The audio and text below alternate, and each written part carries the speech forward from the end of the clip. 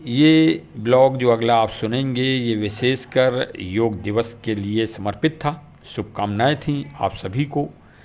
और लेकिन अब इसमें कुछ एक कड़ी और जोड़ दी गई है कि किस तरह से योग भारत के एक छोटी सी गली नर्सरी फाउंडेशन उरई से इसी तरह के अन्य छोटे छोटे कस्बों और गांवों से निकलकर दुनिया के सबसे बड़े शहर वाशिंगटन और न्यूयॉर्क, संयुक्त राज्य अमेरिका की राजधानी, और वो भी यूएनओ संयुक्त राष्ट्र के प्रांगण में कैसे पहुंच गया, इस पर भी एक मंथन होना चाहिए। और क्यों मंथन? यही सी बात का कि आपने सामूहिक रूप से मिलकर एक आवाज़ दी और वो आवाज़ आज दुनिया के विश्व पटल पर है। इसी तरह से प्रकृति संरक्षण और आयुर्वेद संरक्षण के लिए हम सबको मिलके पूरे भारतवासियों को मिलकर आवाज़ देना होगी। अगला लक्ष्य आयुर्वेद और उसके बाद फिर अगला लक्ष्य जलवायु परिवर्तन के दंश से दुनिया को लड़ाना। सबसे बड़ी समस्या अगर दुनिया के सामने आज है तो प्रदूषण और जलवायु परिवर्तन की दंश की है। यदि जागरूक दुनिया नहीं हुई और दुनिया को जागरूक कराना पड़ेगा, ये कार्य सिर्फ भारत के ऋषि मुनि जो अखंड विश्वामित्र जी की तरह होगा अखंड, वही ये दुर्लभ कार्य कर सकता है इस दुनिया में।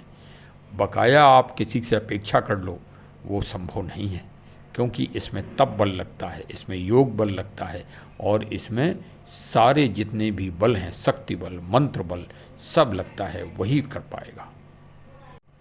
चाहे आप आधुनिक विज्ञान की समीक्षा कर लें या प्राचीन विज्ञान की समीक्षा कर लें या आधुनिक अध्यात्म की पर चर्चा कर लें या प्राचीन अध्यात्म की चर्चा कर लें, विश्वामित्र से ज़्यादा दृढ़ व्यक्ति इस दुनिया में कोई नहीं हुई। पर कल्पना करने से, चिंतन करने से किसी भी संस्कृति को किसी ने रोका थोड़ी था। सारी संस्कृतियों पर सनातनियों का, भारतीयों का कब्जा तो नहीं था। सब अलग अलग संस्कृतियाँ, मिस्र, मेसोपोटामिया, सब सभ्यताएँ अलग अलग पल्लवित हुई, अलग अलग पुष्पित हुई, पल्लवित हुई। कुछ ख़त्म हो गई इस दुनिया से, कुछ इस अपने वर्चस्व को बनाए हुए हैं। उन वर्चस्व में बनाने में सनातन व्यवस्था सबसे सर्वोपरि है। तो उसमें भी अगर सबसे सर्वोपरि कोई है तो श्री विश्वामित्र जी, जिन्होंने थल, नभ और आकाश और पाताल तीनों जगह अपनी विश्व कीर्ति का पताका फैलाया, इसीलिए उनका नाम है विश्वामित्र, विश्व के मित्र।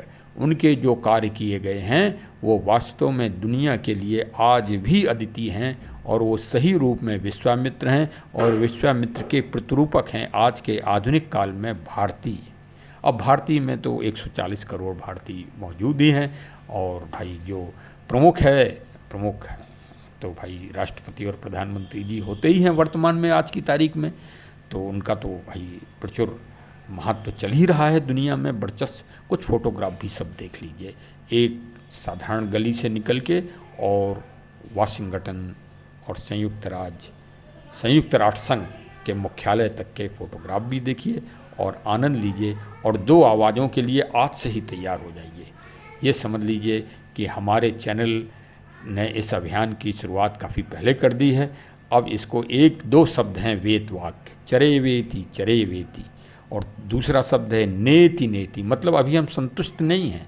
नेति नेति का मतलब अभी संतुष्ट नहीं, और जानो और जानो और जानो और आगे बढ़ो। तो नेति नेति ये वेद वाक्य हैं, इसको अमर करना है सभी भारतीयों को मिलके।